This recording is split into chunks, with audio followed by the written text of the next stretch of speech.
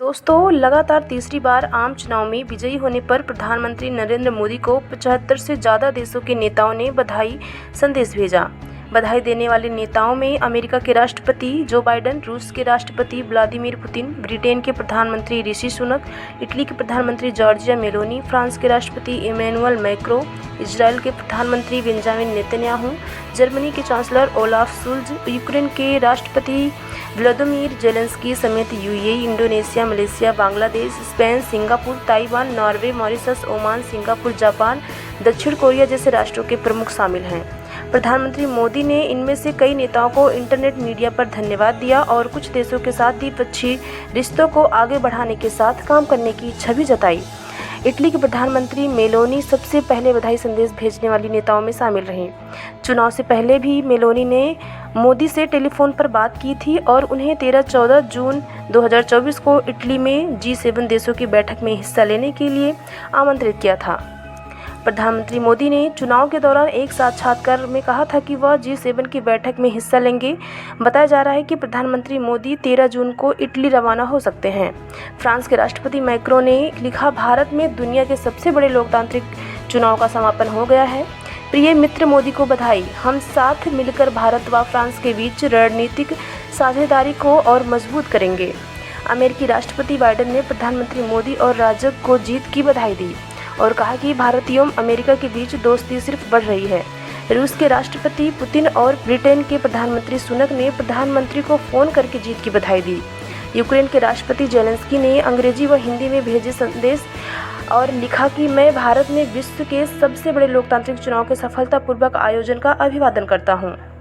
भारत के संसदीय चुनाव में लगातार तीसरी जीत पर प्रधानमंत्री मोदी, भाजपा और उनके नेतृत्व वाले राज्य को हार्दिक शुभकामनाएं। मैं भारत के लोगों के लिए शांति और समृद्धि की कामना करता हूं। मुझे हमारे देशों के बीच निरंतर सहयोग की उम्मीद है। भारत और यूक्रेन के साझा मूल्य और समृद्ध इतिहास है। हमारी साझेदारी आगे भी बढ़ती रहे और हमारे राष्ट्रों के लिए प्रगति व आपसी समझ पैदा करती रहे।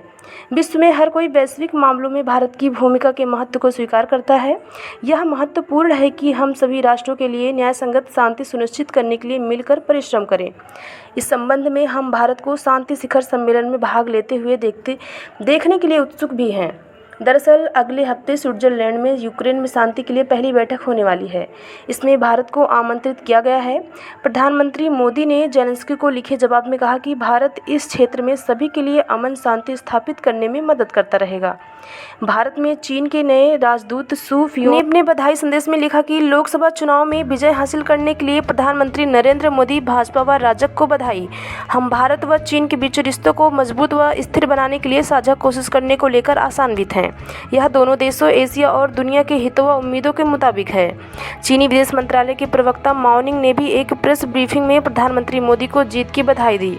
इजरायली प्रधानमंत्री नेतन्याहू ने कहा कि मैं प्रधानमंत्री नरेंद्र मोदी को लगातार तीसरी बार चुने जाने पर हार्दिक बधाई देता हूं।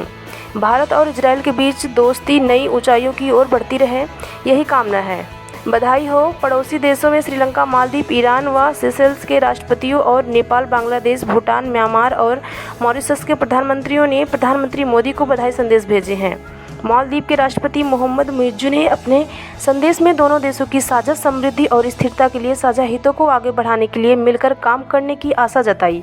अफ्रीका से नाइजीरिया, केन्या व कोमोरोस के राष्ट्रपतियों ने बधाई दी है।